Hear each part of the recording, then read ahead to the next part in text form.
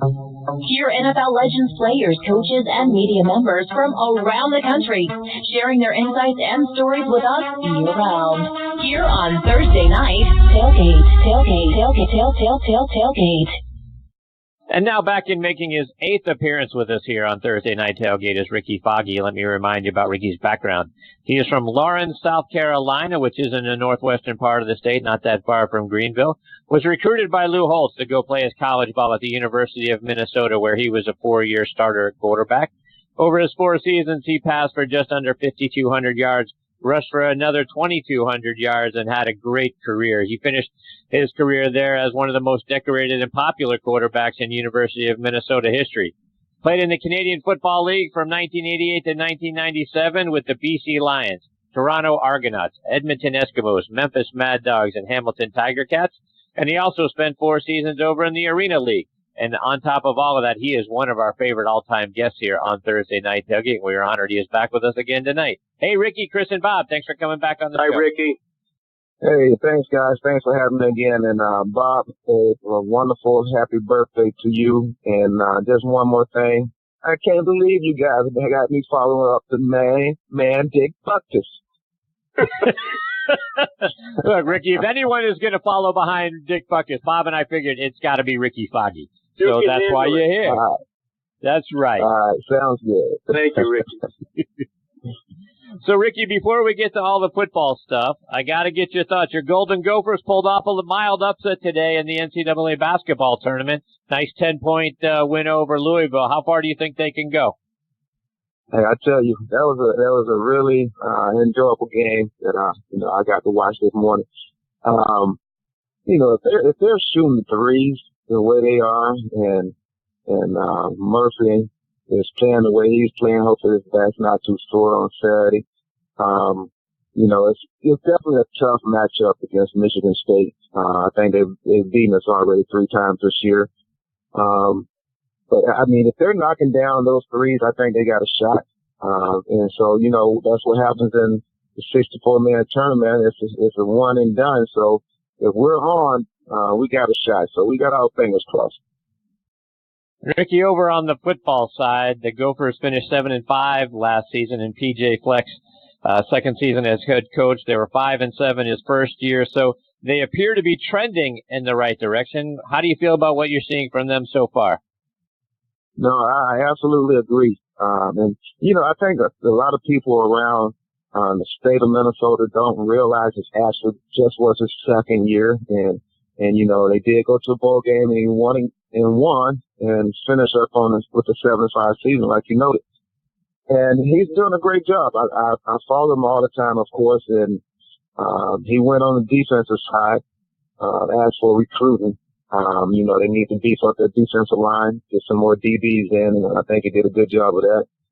He's got some talent on offense, and so there's no question about that. Led by our receiver Johnson, who's from North Minneapolis, Minnesota kid, who's really good. So he's just got to continue to feel, it's in the recruiting.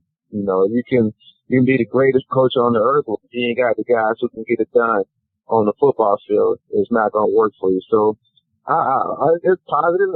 Everything I've seen, they're off this week for spring break, but I'll go over next week and catch a couple practice to check them out.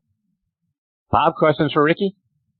Great to speak with you again, Rickey, and remind our listeners about your youth in Carolina, Rickey, as far as your participation in different sports. And I believe you're one of those guys who believes the more sports you play, it probably made you a better all-around football player. But tell us more about the growing up in Carolina.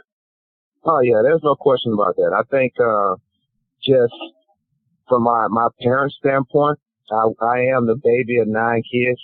And so, so both my parents had to work. And so once we got of age where we could play sports, that's all we did in the summertime. My dad built a park across the street from our house, and we had a softball field. We had a basketball court, had a little football field, and we had a swing set. So we had everything pretty much covered. And so that's all we did. All the kids in the neighborhood, that's the way we grew up. And so, by the time I got to high school, it just carried over. I was fortunate enough to be able to letter in 4 sports, football, baseball, basketball, and track. And it was just natural for me to just play. And, that's all we did. We didn't have, Xbox or PlayStation, back in the day. So we had a little black and white TV, and, after we got our schoolwork done, we went out and played until it was dinner time, and that was just a norm for us. We've talked in the past, Rickey, about your time in Canada, long career up there, and I was interested in hearing about the living situation up there. Was one of those things where you stayed there all year long, Rickey? I mean, what was it like living, well, obviously in a different country compared to where you were, and the whole Canadian experience? You must have enjoyed it. Oh, it was great. Because by the time I was out of college, I was already married. I had my daughter already, Jasmine, my oldest. And so when we went to Vancouver, that was my first stop. My wife and Jasmine, they came up with me during training camp. And it was such a beautiful city, Vancouver. We could hang out downtown, go to the beach, and then you could look up and towards the mountains, and there was snow on the mountains and the Whistler Mountains. So that was just a beautiful city for a guy like me to be able to go and experience in his rookie year. But we always came back during the off season. We would go and play, for 6 months, and then we would always come back to Minneapolis for the off season. Because, that's what family was, and that's what we was comfortable with, and, we didn't mind packing up and moving at the time, but it was just coming from Minnesota and going to Canada. It was like, okay, here is like Minnesota nice. So you say, okay, people can't get much nicer than this. And then we went to Canada. It's like, holy cow, I guess they can. So, and it was great. It was a great experience. I got to play in some pretty cool cities. Toronto was really nice. Really kind of a smaller New York. So that was a great experience. Got to play in Edmonton, where you could go down. They had a park called Banff, where they actually let the animals run, kind of run freely around. So, that was kind of new to me, watching some black bears walk around. And so, no, it was great experience. Yeah, got a great experience. I got teammates that I was able to make great friends with those guys, and I'm still in contact until today. Being in Toronto, John Candy was one of our owners in 1991, and be able to hang out with one of the funniest guys I ever met. And and also Wayne Gretzky was the owner of that team also, and signing and being able to play with a guy like Rocket Ismail, who they signed for a couple of years, and experienced that with him. And so, everything about the Canadian League I enjoyed. And Rickey, you mentioned Rocket Ismail. When you guys were paired together, I mean, one of the plays had to be you run as fast as you can, Rocket. I'm gonna throw it as far as I can, and we'll see what we can do. There had to be that play, like you go long. Of course, I mean, this guy was fast. He was not the best receiver on our team, but his thing was punt return and kickoff return, because if he got a seam, it was like, okay, see you later. Because we was in the 1991 Grey Cups playing against Calgary, and Rocket single-handedly pretty much beat him. I mean, we beat him 21-17. He took back a kick return, and for a touchdown, he took back a punt return for a touchdown. And so, just being able to see a guy who could run that fast in person was like, man, because I ran a 4.31 in college. I thought I was fast. But this guy was like 4.21 or something like that, something insane. Rickey, one more before we let you go, and looking at all the talent that we see playing up in the CFL, are you surprised that the NFL isn't doing more to recruit some of the great players to come down and switch from the CFL into the NFL? Because there are a lot of great quarterbacks, a lot of great wide receivers, just a lot of great talent, period. playing up in the CFL, but we don't see too many of the players making that transition. Are you surprised by that? I'm going to say probably not, because there are so many players. There's so many players to choose from that's coming out of college every year. There's so many players that go into free agency every year. I just think there's just an overabundance of players that they can choose from.